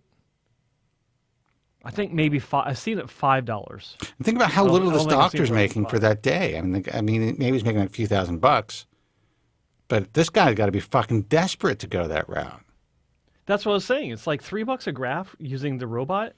Yeah, but it's not even like his own practice. He's being contracted by this company, so he's making just a piece of that. Mm-hmm. Yeah. This guy went to fucking medical school. Unless he's doing multiple surgeries a day. But how can he be doing? I mean, I guess if they have more than one robot, they can just kind of be going from OR to OR and supervising technicians who are doing it. That's what I'm thinking. Like that's the only way it would be worthwhile. Like his part of a $3 per graft surgery, where I mean they can't be doing more than 1,500 to 1,800 grafts a day with a robot. Like techs make more than that, so I don't know. It'd be interesting to find out. You know what? At this point, you should. We're warning everybody who's listening. Are they going to listen? A few people will listen. Most people don't give a fuck. You got guys, who have a million fucking followers on YouTube, who are going to these turnkey places. I mean, come on. You got clinics with 1 million followers. It blows my mind. Instagram clinics with 1 million followers. Look, I don't want to be the bitter I told you so old man. I'm just going to keep doing this the way that I do it. Anyone who listens to us, you're going to, if you listen, you're going to be helped. At least you're going to have the information you need to make truly informed decisions. And if you don't listen, it's funny. Somebody wrote something very funny about me because I said this. I'm like, I got no skin in the game. I don't give a shit. And this guy wrote me saying that I sound like a grade A douchebag for saying that, which is hilarious to me. Yeah. But you know what? It's the reality. What am I going to do? We're going to guide you guys in the best direction possible. You're going to be so desperate you're not going to listen to us, and you're going to go down the wrong route. You can't afford to have a decent hair transplant. You're going to get fucked. That's it. One of the things I love hearing most is when people call in and we tell them not to get a hair transplant, and they're like, okay, yeah, good idea, and they hang up, and we're like, he's going to get a hair transplant. Oh, yeah. it's just like that guy. I've had guys. I'm doing a show for 24 years. I've had guys who've called in. They said they're not going to do it. They're going to listen to us. They made the wrong move. They went to a fucking cheap doctor. Not that always makes a difference, because you can get fucked up by paying a good price too. But yeah, and then regretted making that decision. Said he should have listened. And then blame you. No, actually, in this particular case that I'm thinking of, he was very remorseful that he didn't listen. Let's take a call. That? Hey, you're on the air. Who's this, and where are you calling from? Gentlemen, Mike in New York City. How are you? Mike, how are you, man? Long time. How you been? Everything's going pretty good. Everything's going well. I've had your surgery? Your opening. No, that's coming up. Okay. I have one final question, basically, mostly geared towards Joe, but I also want to go on a rant first. Yeah, go ahead. Your opening kind of connected to your opening, Spencer, which I really related to because I've been watching a lot of Joe's TikToks lately that he put up, or the video, the videos about the TikToks. Yeah.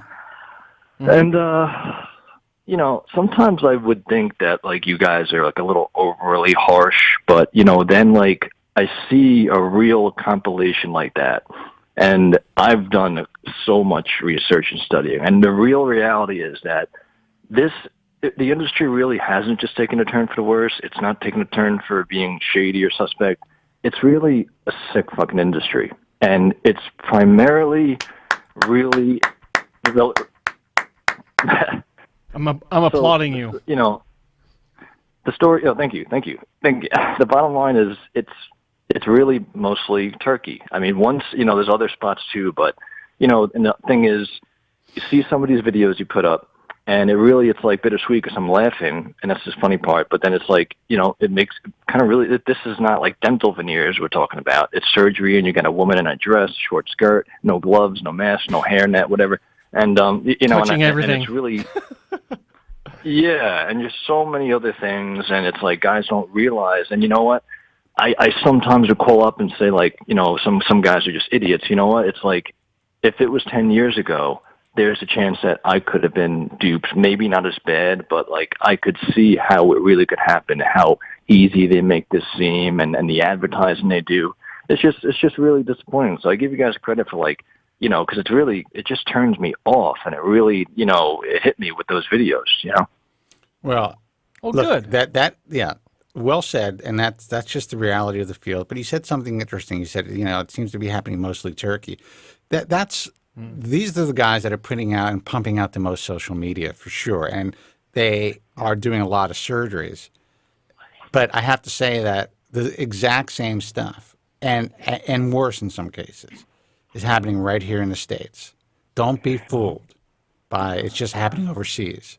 It's happening in New York, in Los Angeles, in fucking Miami, Well, that's interesting to hear when you say New York, because, I think some of the very, very best. I mean, are we talking about clinics that I would never have heard of that are doing this very small startup?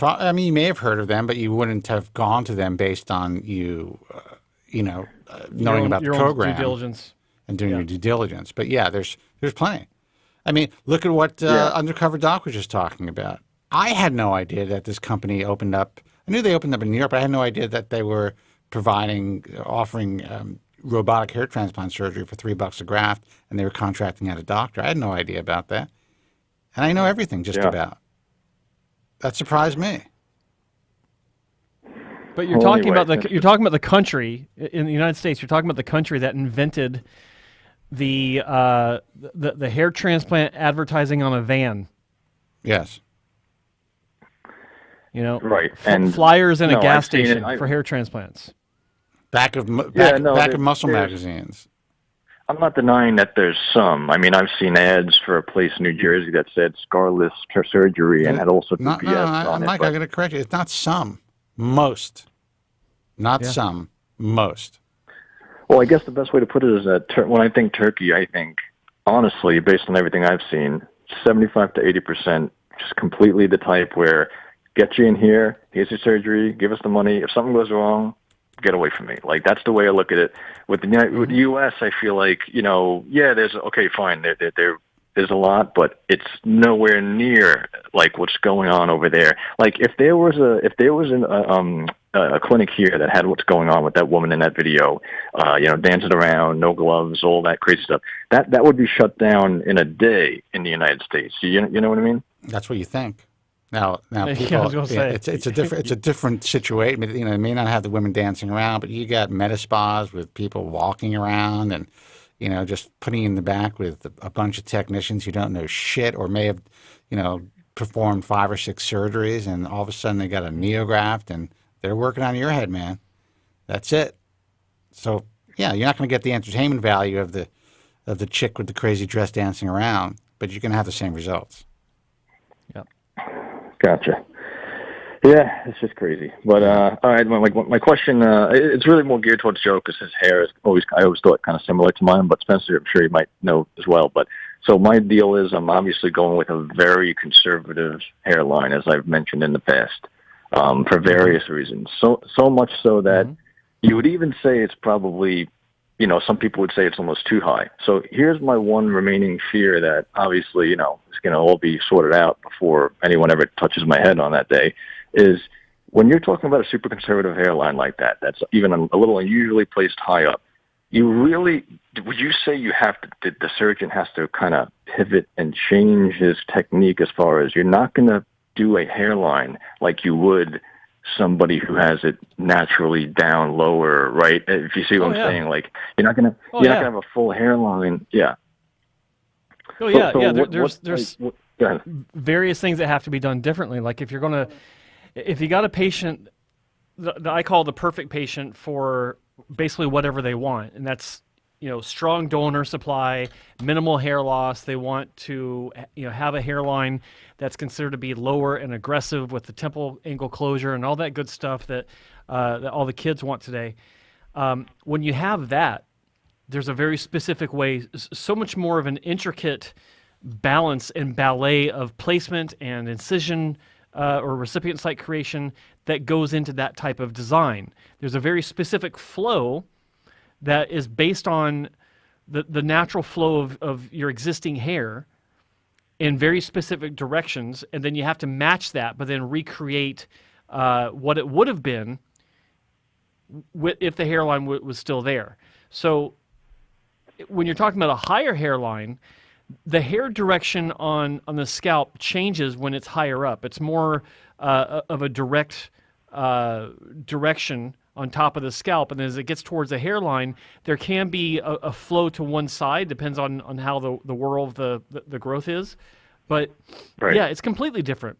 Like if you, for instance, when you're doing placement on top, a good surgeon or a good clinic, depending on the tools that they use, will place the grafts flatter to the scalp for coverage, and they'll try to spread the grafts out. Like, I don't mean spread the number of grafts out. I mean each individual graft they'll try to rotate so that they're laying flatter on the scalp, and the hairs that are exiting from that incision will kind of fan out across a larger area.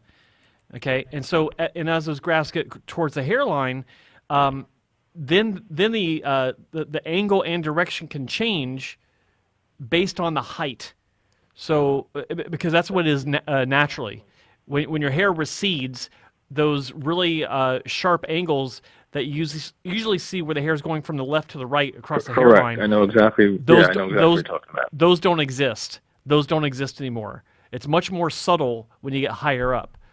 So, and then the temple points or the transition into the temple corners and then down into temple points, if you're going to have those done.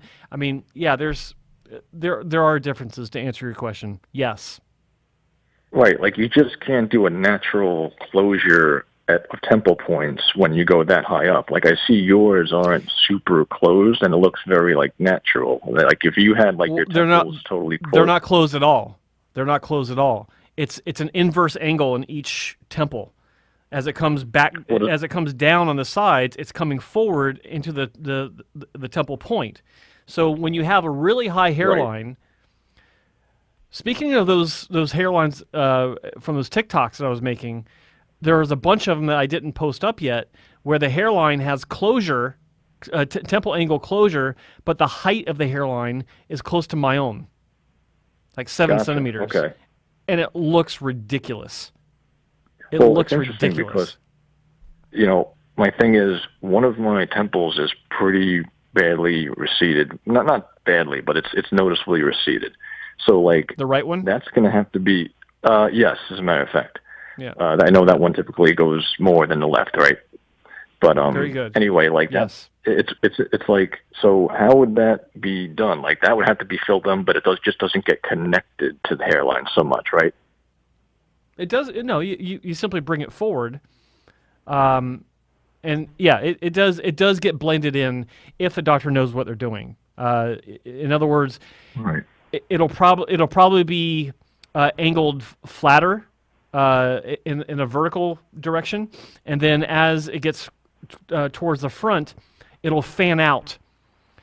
It's actually you can't see me on video probably, but there's a fanning of placement as it transitions into the actual hairline.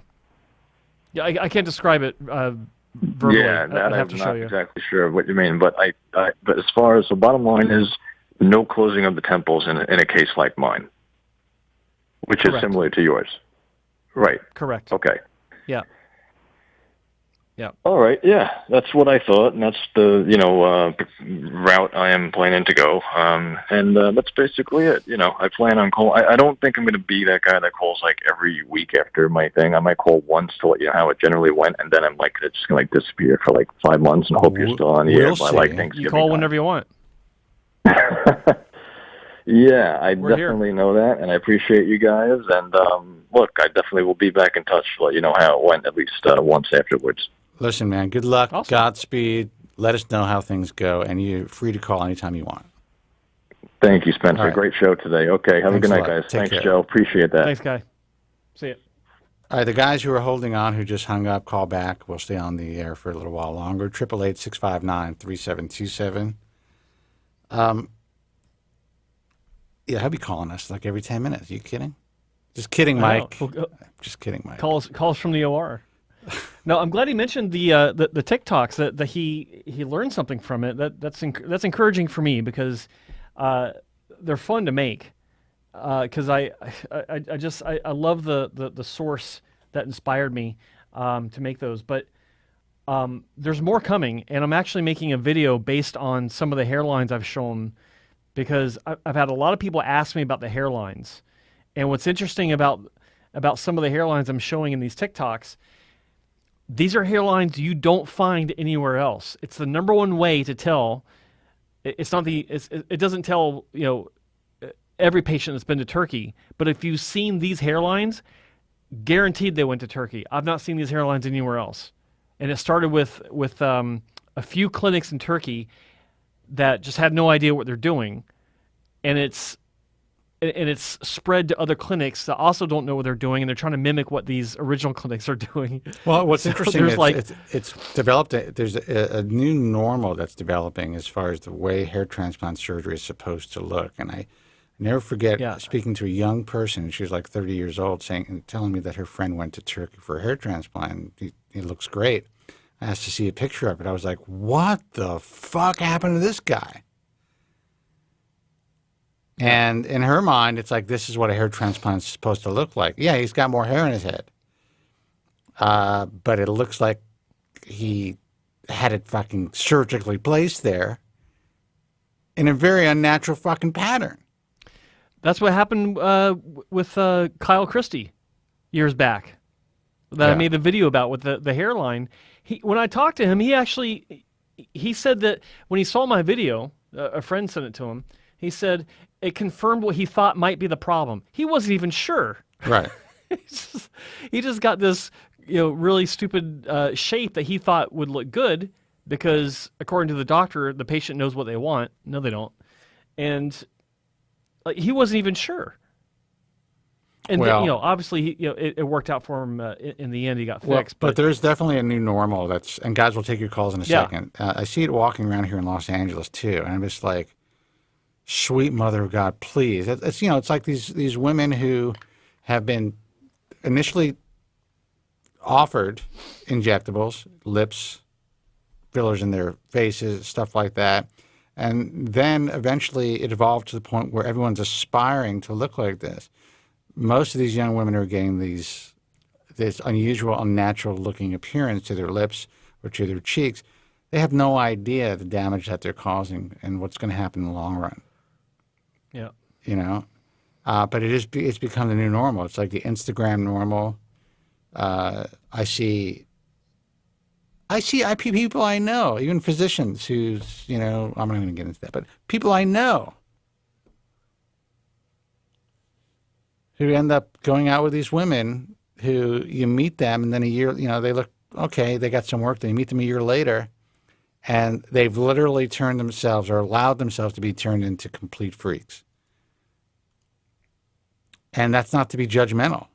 That's like, girl, you have no idea what you've just done to yourself. And the physician who's willing to do that should be sued for malpractice, lose their license.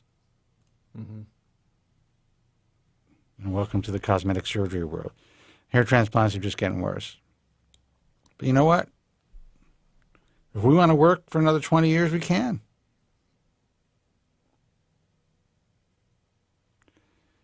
Doing a radio show here, Joe.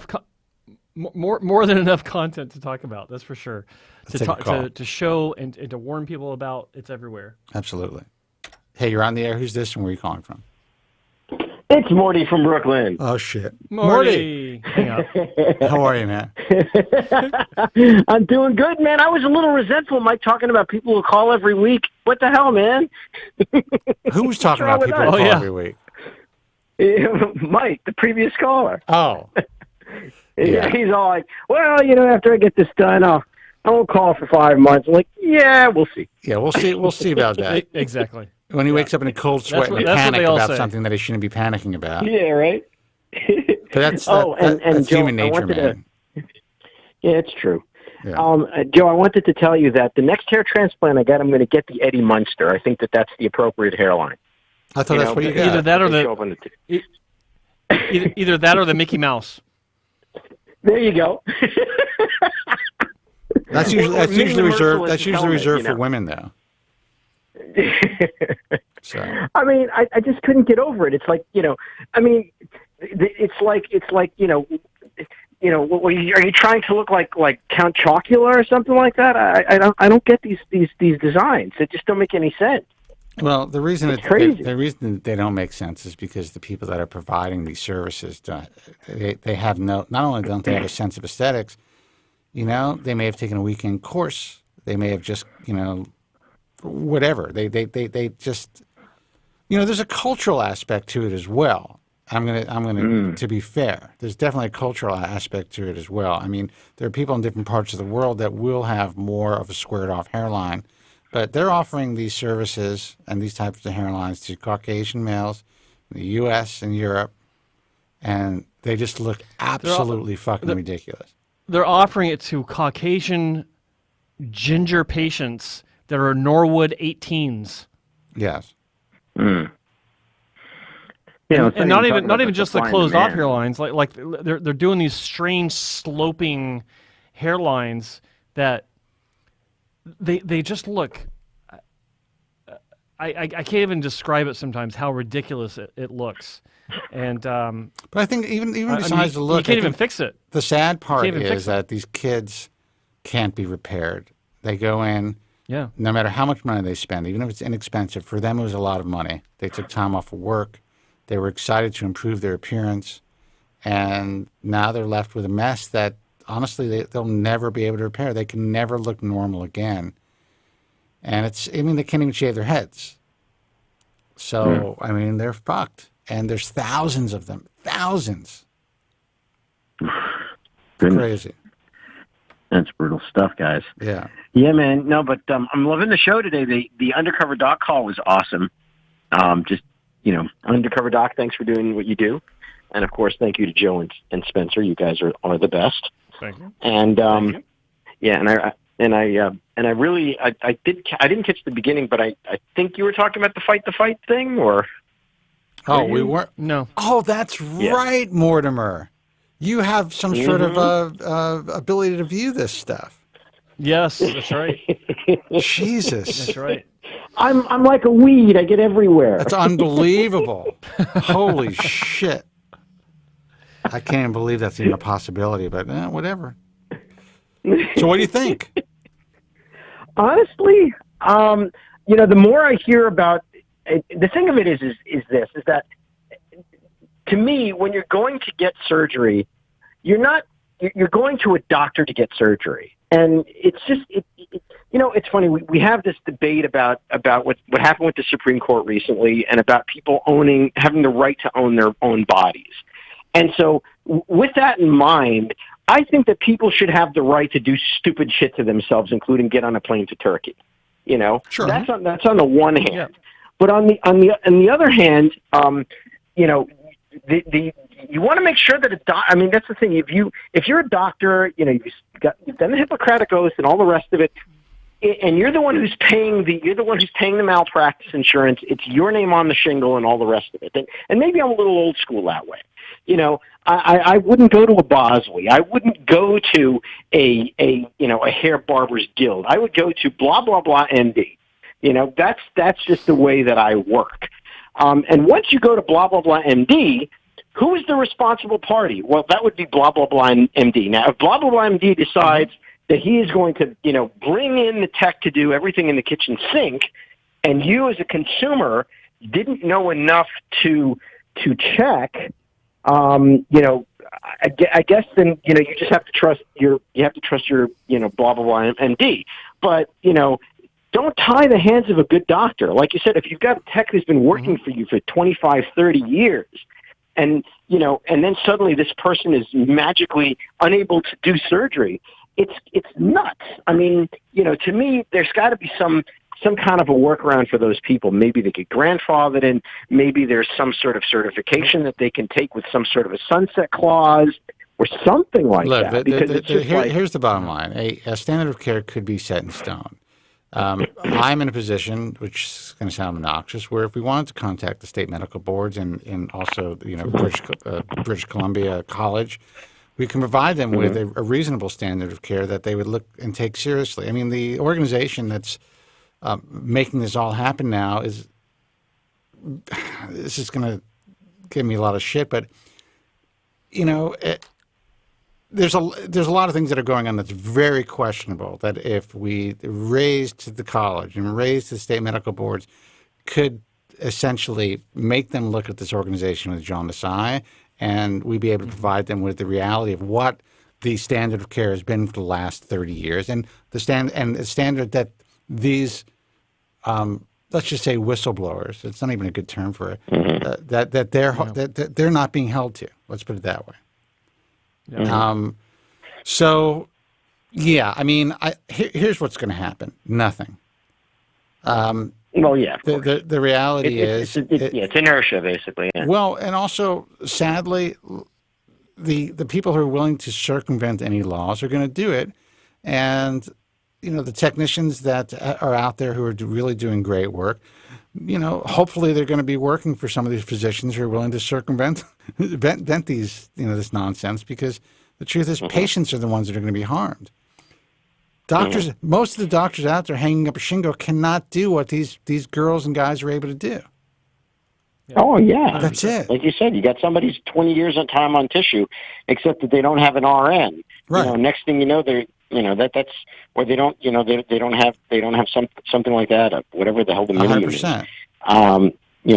Well, a smart doctor would basically go ahead and say, well, you know what, I'm just going to go ahead and I'm going to pay for your cert, and have you go to school at night or something like that. Well, there are doctors, there are some physicians who've done that, and I actually know one guy who sent somebody through to PA school, and that's great. It's terrific. But that's but you're telling me PAs aren't even good enough, though, right? Because you were saying that's out of scope of practice. No, that's medical assistants. That's out of their scope of practice. Oh, okay. Yeah. So you could be an RN, you could be a PA, you can be, it really depends. There's nothing really specific as far as their scope of practice that pertains to hair transplant surgery. So that still has to be interpreted, even with a PA. There's still interpretations that have to be, involved when the state medical board looks at them. But currently, that interpretation is yes, RNs, PAs, they're able to perform certain aspects of surgery. So, but the whole thing's fucked up. The whole thing is fucked up. It's destroying the industry even more. It's like a red herring, honestly, and it's kind of taking the eyeballs off of the reality that it's these politicians and the grand poobahs of the industry that they're just losing their market share and they're freaked the fuck out. It's part of it, and it's the old problem with legislators who just want to pass a law so that they can say that they passed a law, regardless of whether it's enforceable, regardless of whether it results in better outcomes. It's like, look what I did. Yes, and this is one of the things that I hate about politicians generally is that most politicians are mainly interested in making their mark. It's not necessarily about benefiting anyone. It's like, hey, look what I did. I created this campaign, or I passed this rule. And it's like, well, yeah, that's all fine and good, but did it do any good? Did it make the world a better place? Did it help people's lives? If it didn't, then it was a waste of time and money, which is what it looks like this particular campaign was. Yes. The other thing to me as a patient is. And give me a second. Hold that thought. Yeah. I want to interrupt you. It's far beyond, I mean, I know that Joe concentrated on the cost and asking physicians what they thought about what was spent and the effectiveness, but it goes so far beyond throwing money down the toilet. It does, but that was my way of getting their attention because they may not have realized the cost of it. Right. That particular campaign has damaged more lives, in my view, than anything that this particular organization has ever done. I mean, they've really looked the other way. They've had no teeth for a long time, but what they put out there really, I think, emboldened the true criminals out there in the field. They're like, wait a second, we're making an impact. We're obviously fucking crushing these guys. We're just going to keep on going. More clinics have popped up in the last 3 years faster than in any time in history. And I believe that the Fight to Fight campaign helped to really kind of highlight the reality that, wait a second, we can do this too. Obviously, it's affecting these guys. They're concerned. They have this fear of loss. And all of a sudden, I see all these clinics cranked up here in Los Angeles, cranked up in New York, cranked up in Miami, Turkey, India. It's fucking insane, man. So anyway, I just wanted to put that out there. It's far beyond just, okay, this organization threw out $500,000 and it was an ineffective campaign. Well, I mean, it's the old problem of drawing a line in the sand, right? If you're going to draw a line in the sand and somebody crosses that line, there's got to be some consequence. Right. You can't just draw a line in the sand and then when somebody crosses the line, you're going to draw another line in the sand. That's so perfectly said, and it really is apropos when it comes to this particular organization. Yeah, I mean, if there was ever, I mean, we're all living in the political environment that we're in right now, and we're watching other things that are not relating to hair transplants around these same kinds of ideas, and we see what happens. So, it's the old story. If what's the old word? You speak softly but carry a big stick. You got to have that stick, otherwise you better not be speaking softly. Well, better yet, if you're not carrying a stick, don't even freaking get into the conversation. I was going to post an example. I didn't want to trample on what Joe was doing. I did post about why the ABHRS, or the American Board of Hair Restoration Surgery, was formed, and it really was because back in 1996, the FTC essentially came to them and said, look, this industry's fucked up. If you don't self-regulate, we're going to do it for you. And all of a sudden, poof, the American Board of Hair Restoration Surgery was born so that they can remain under the radar. And the the newer people who are applying to be part of this board, they don't know the true history, but that is the reality. So what I found ironic is the same people who founded that board are the same people who are like the grand poobahs of the ISHRS, and now they're exposing the industry to this type of scrutiny.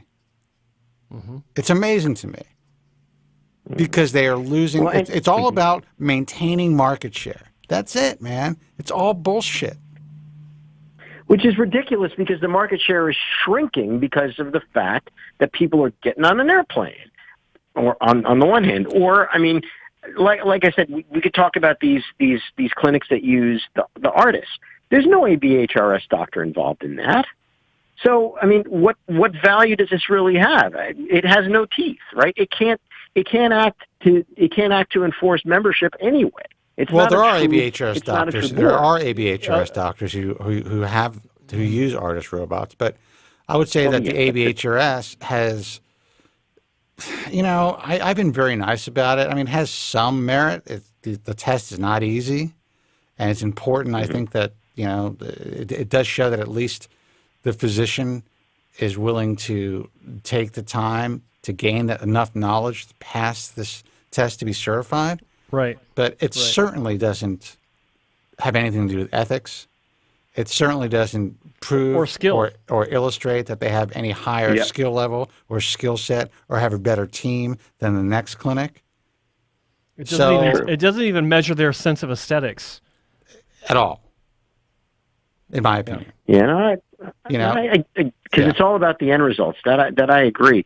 And again, I mean, to me, on the one hand, either you have enforceability or not, and then the other side of it is even if you can enforce something, does it actually produce a better outcome? And again, if it looks like in British Columbia we've got some kind of enforcement going on, but we're already seeing, based on what's going to happen, that the end result is going to be worse, not better. 100% worse. And I was going to point this out, and I don't want to trample on Joe's thread, but and I talked about it in the program, but I was going to post some images of a ABHRS certified or diplomat of the ABHRS, a fellow of the ISHRS, and a former select surgeon or selected member of the international or approved, I can't even think, select surgeon of the IHRS, who I removed based on this one particular case. Now, he was on the IHRS for a short period of time, but I was so fucking shocked when I saw this case. I was just like, that day, had him removed. That was it. No questions asked. No, like, how did this happen? Just the mere fact that he allowed this guy to walk out of his clinic looking the way that he looked, he does not deserve to be in this field in any way, shape, or form. And so, bravo. We have teeth. But he's still a fellow of the ISHRS, and he's still boarded by or a diplomat of the American Board of Hair Restoration Surgery, and these results were fucking atrocious. What they did to this poor kid, I mean, my heart went out for him. So that's the reality. The IAHRS is therefore, it's the only organization who isn't afraid to basically go after somebody who did wrong and isn't afraid to lose that, to lose that money, which I think is a big part of why these other two organizations kind of sit back and stay quiet. Because they like the money flow, but you'll turn it away because you know that it's wrong to take that. Well, I appreciate how many that. organizations can you say that do that? I mean, I appreciate that. I mean, and listen, it's also bad for business. I'm not completely altruistic. My business is based on, providing you guys with as much information as possible to make informed decisions, and when it comes to the IHRS, really providing the safest possible place to start to do your research when considering surgery. That's it. Yeah, I could open up the IHRS, and I can go head to head with these other organizations, and honestly, without sounding obnoxious, we'd win if I decided to go that route. We are entrenched as far as the mainstream through the American Hair Loss Association, all the mainstream 100%. media. Also, if you go into Dubai to get a hair transplant, one of the qualifications is an IHRS membership. Mm-hmm. That's just the way that it is. And other parts of the country, other parts of the world, and in some parts of this country. So yeah, if I really wanted to go that route and just kind of create an educational organization and just supersede the ISHRS, I can do that, but then you got to do the same shit they're doing. You can't have any teeth. Mm-hmm. Yeah, and that's what you need, and that's what we need. That's what we count on with you. We count on the fact that when we hear you drop a particular doctor, we know to stay away. When we hear that you've added a particular doctor, then we know that that person is safe, and that's really important for a consumer. One thing I also wanted to add about these rules as a patient, and having been in a surgery, is that to me, whether or not a tech is doing a specific activity, whether it's harvesting or placing or, putting it under the microscope for review, or any of these things, to me as a patient, the most important thing wasn't that a particular tech was doing a particular task. The important thing to me as a patient was that the doctor was there. Right. That the doctor was in the OR and that he was looking over what the techs were doing and he was correcting them as they went along. And I saw and heard that. And that to me is far more important than whether the particular tech is doing A or B or C or D. And the funny thing is... Well, to be fair, in your case, it's a new clinic and he just hired the techs. They didn't know what they're doing, so... You're funny. You're really funny, Joe. That's a funny one. Everyone's dead silent for like 3 seconds. Yeah, they were hanging sheetrock the day before in the clinic. Exactly. So. Oh, Speaking my of which, goodness, you guys how's are too your much. growth coming along, Morty? How's your growth? Oh, it's good, man. It's really good. You know, I mean, my poor mother, who is basically half blind, she even says that she's starting to see it now. So, Okay. All right. That's encouraging. Yeah, I was just over at a friend's today. My friend Allison, who dated a guy in the '80s who had a transplant. And she looked at my hair and she said, "Wow, your hair looks really good." I said, "Yeah." And she said, "Yeah, it looks much better than my ex-boyfriend." And I said, "Really?" I said, "Yes." She said, "When he had it done back in '87, I was like, okay." She said, "It kind of looked like he had, rows of corn growing on his head." And I was like, "Yep." Mm-hmm. You want to hear the saddest part of that, Morty? Back in 1987, Sure. Bobby Limmer was already doing follicular unit follicular unit transplantation. Back in 1987, he had already discovered. Or was that 91? Well, it may have been 87, 91.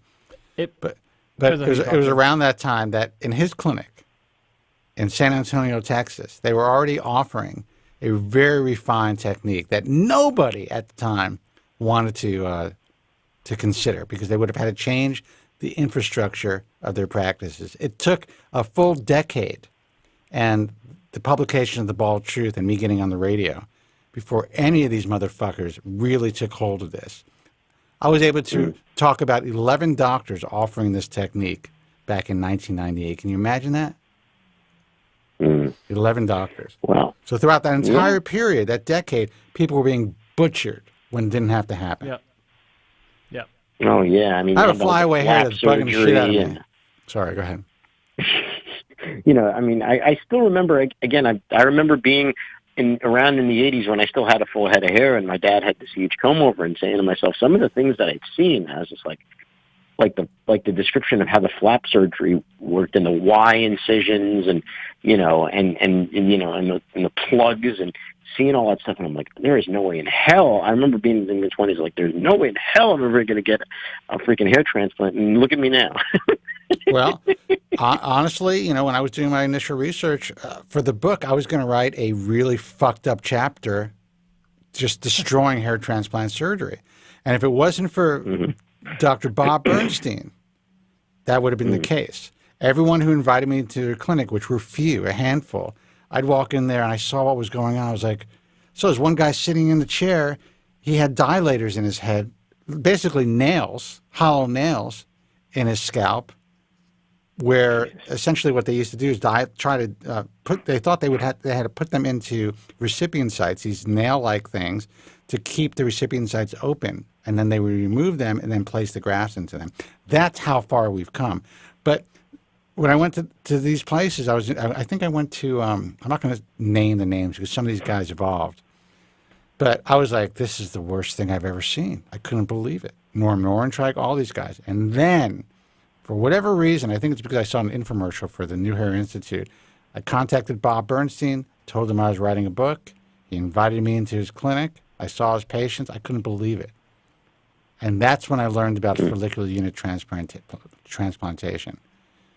And strip technique. The rest is history, as I say. And sadly, there's a slow adoption of any really valuable technique in medicine in general. I can talk to you guys about some shit that's going on in the field of skin cancer. It's obscene.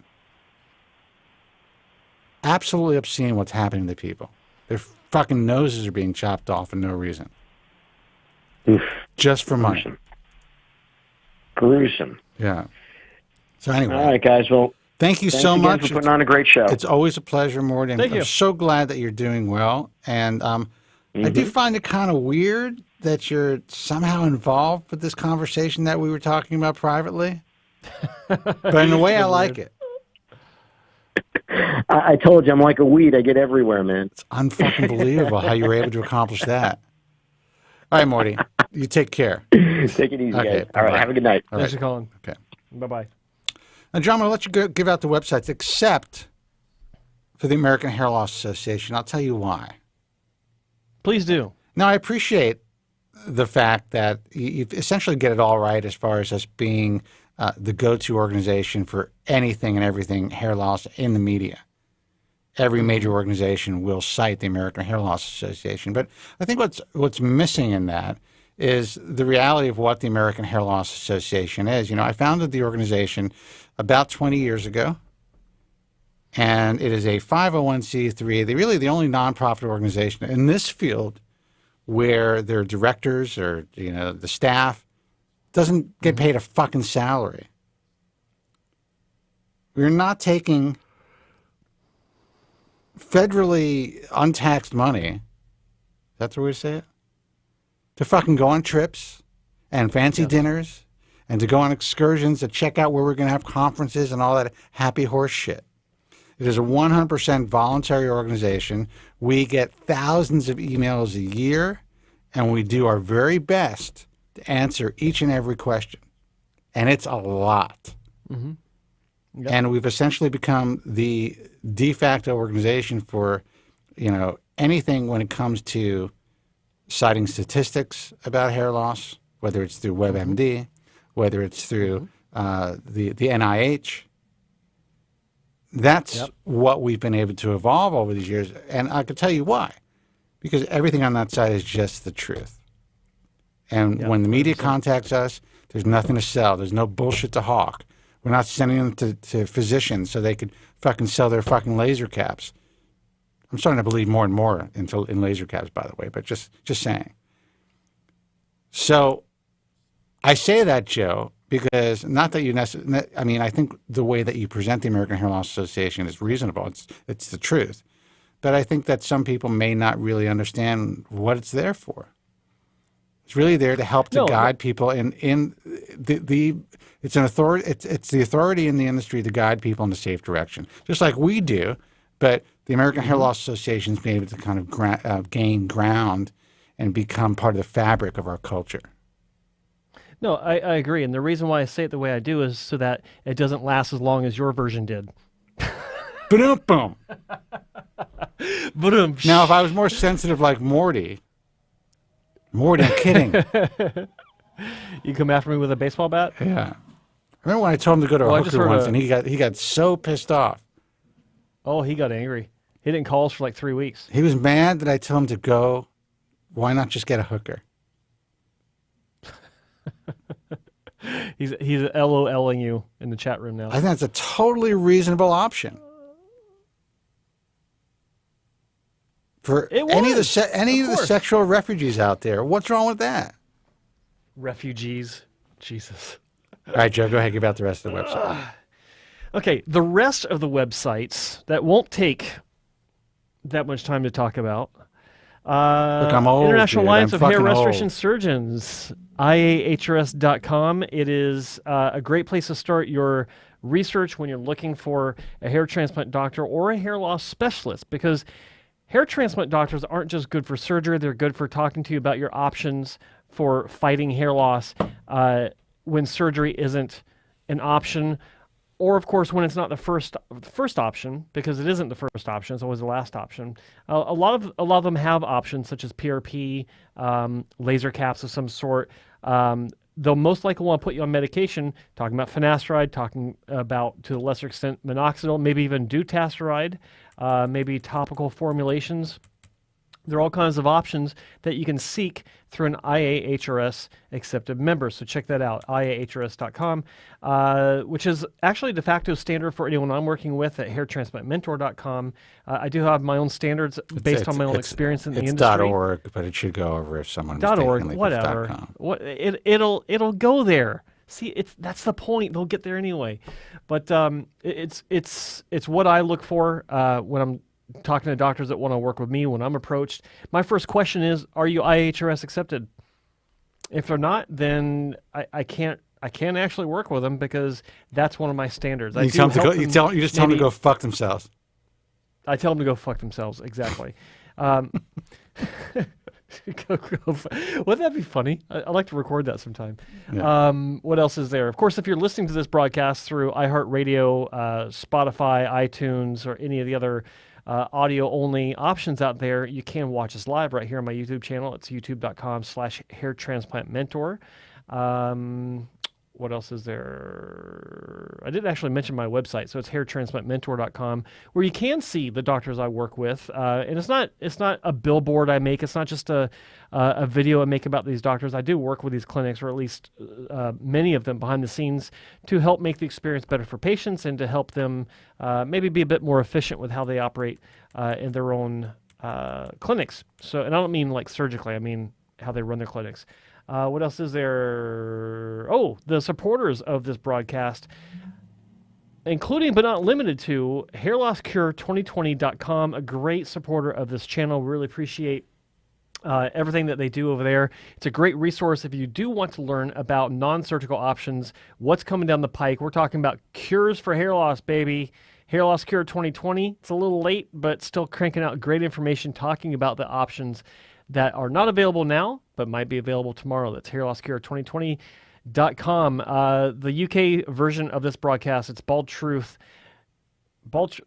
The Bald Truth UK with Spencer Speck Stevenson and this guy over here, Spencer Kobren, only found exclusively on apetogentleman.com, which is a great men's grooming website. Again, it's apetogentleman.com for exclusive access to the Bald Truth UK. And I want to say it, but I can't. Another one's coming, but I can't say it. What else is there? I think that's it. Did I cover it all? I think it is. Yeah, I think so. The guy in the chat room saying there's no need for the program if people use RU. You know what? I hope you guys can somehow treat your hair loss effectively. If you choose to get gray market RU58841 and it works for you, turn off the fucking show.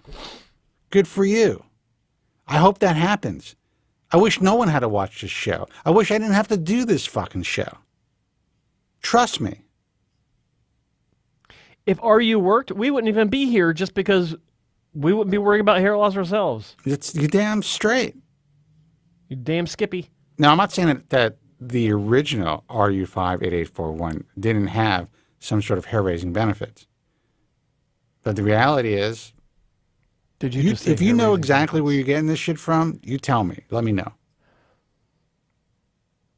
I'll be slathering that shit on my head tomorrow. On camera. Yeah. All right. All right, guys. That's it. Hold on. I'm just reading this stuff. God, I gotta love it. Anyway, guys who are holding on, you should have called earlier. We had open lines. Thanks, Brother Coop. We'll see you next Friday. All right. Until next time, be strong. And Joe's getting hangry. Be strong. God bless. And thank you so much for listening. Steak. Thank you very much. I'm sorry for any inconvenience you may have been put to prior to the programme, and I'm glad you enjoyed it. And if you could now leave by the exits at the rear, that'd be splendid. Thank you.